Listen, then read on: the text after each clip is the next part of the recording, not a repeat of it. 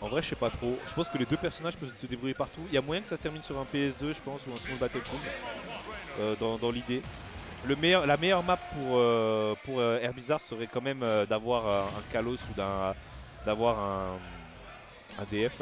Ouais, voilà, ça part sur Small Battlefield. Je pense que c'était le meilleur compromis pour les deux, vraiment. Mais ouais. Et du coup, c'est parti dessus. Alors, on a un Game & Watch plutôt agressif du coup. Hein.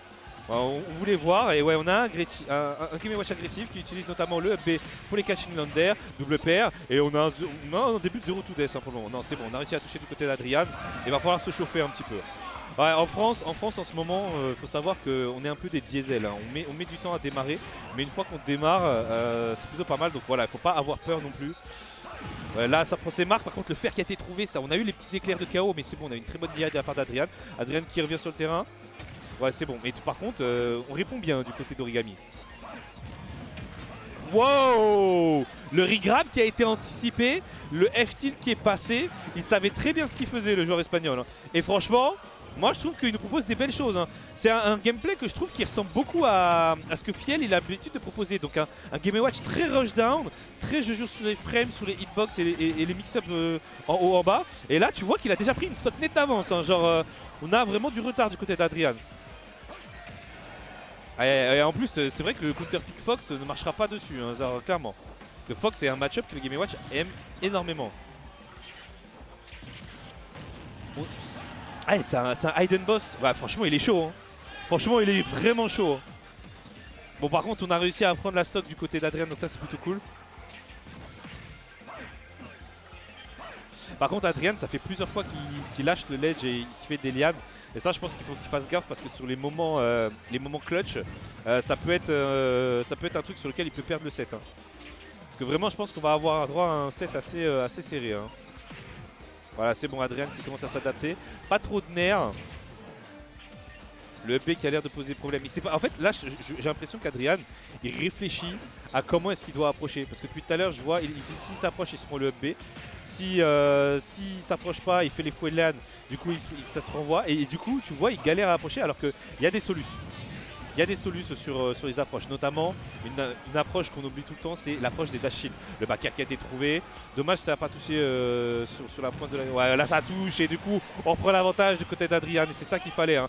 Genre ce tipeur Dracofeu, en plus là on fait un petit reverse B neutral et en plus on va pouvoir tanker. Je pense que Dracofeu c'est le bon compromis là. Très très bon compromis. Et par contre la chaise qui est passée et du coup on revient sur Carapuce. On va gratter un petit peu le water slash control. Je pense en vrai, Adrian je trouve qu'il s'en sort mieux avec Dracofeu. Genre je me demande si ce serait pas mieux pour lui de jouer full Dracofeu et on tente de cheese, notamment avec un grab, notamment avec un side B, etc. Parce que tu sens qu'il a du mal à spacer, tu sens qu'il a du mal à go in. Et du coup comme il a du mal à go in, il y aurait une solution là-dessus. Ouais, il n'y arrive pas. Hein. Up B, ouais, up B. On gratte encore un petit peu.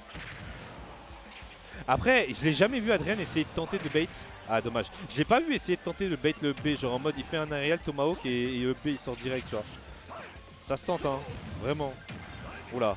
Voilà, ça c'est pas ce qu'il a voulu faire. Le B neutral, clairement, il a pas voulu faire ça. Oula, faut faire gaffe. Origami qui va tenter de tuer. Et le backer, oh là là, ça y est. Là, ça va vouloir tuer. Ah, dommage. Dommage. C'est tendu, hein. Hop là, le up B, ouais, c'est ça.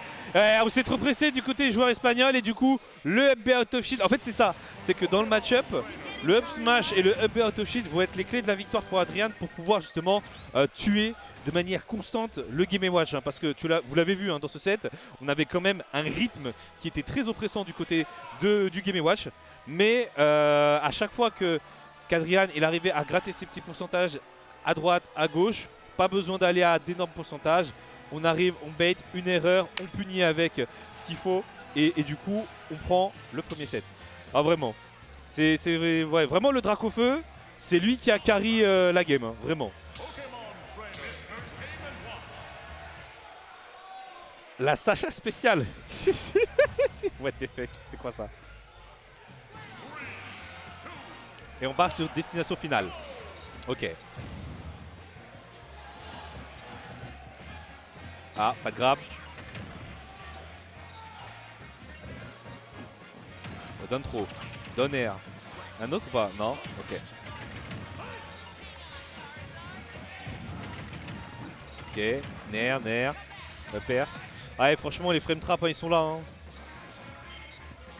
Et franchement, j'ai l'impression qu'il joue Mario. Je vous jure depuis tout à l'heure. Genre, le Game Watch, c'est la bagarre. Hein. Il est là, il fonce.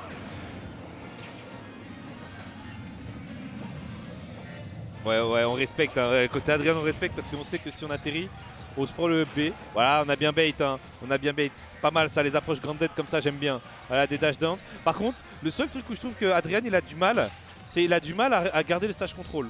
Ça, s'il arrive à trouver une solution, notamment par exemple en passant en dessous, en trouvant ce petit reverse grab, en trouvant cette phase d'avantage qui était excellente. Hein. Cette phase d'avantage était excellente, les amis. On a récupéré le stage control, on trouve le reverse grab, on voit que l'adversaire est en mode je fais que des paniques options. Là voilà, il y a le download hein, qui est présent du côté d'Adrian. Je fais que des paniques options, je fais des baits et je prends la première stock. Et là du coup on est plutôt pas mal. Voilà, encore la même phase. Voilà, vous voyez, des frame traps, voilà, on continue. Vous avez vu? Là, c'est la même chose. C'est la même chose qui s'est passé sur la première stock. Alors, il a essayé de bait. Hein. Là, vous avez vu, il a essayé de bait justement le comment ça s'appelle, le up B, mais ça a touché quand même très loin. On fait gaffe. Ouais, le up smash out of shield, mais oui, on t'a prévenu Origami, tu tapes pas dans le shield de Dracofeu, tu n'as pas le droit. Tu n'as pas le droit de bourrer. Ok, back air. Est-ce qu'on va avoir un 3 stock ou pas? Ah! Suite? Non, pas de suite. Ouais, voilà, suite. Fallait en faire un dans le set, hein, sinon c'est pas normal. Hein. Ok, on prend la stock. Bon, après, ça va. Il a quand même une stock d'avance, donc normalement ça devrait bien se passer. On remet la pression. Ouais, bien. Vous avez vu les catch landing? Les catch. Oh là là, franchement, disons-le, sur destination finale, il était dans sa tête. Il était vraiment dans sa tête. C'est un truc de fou. Oh. Alors, on est sur... Ouais, non, c'est du BO3. C'est toujours du BO3. C'était Adrien.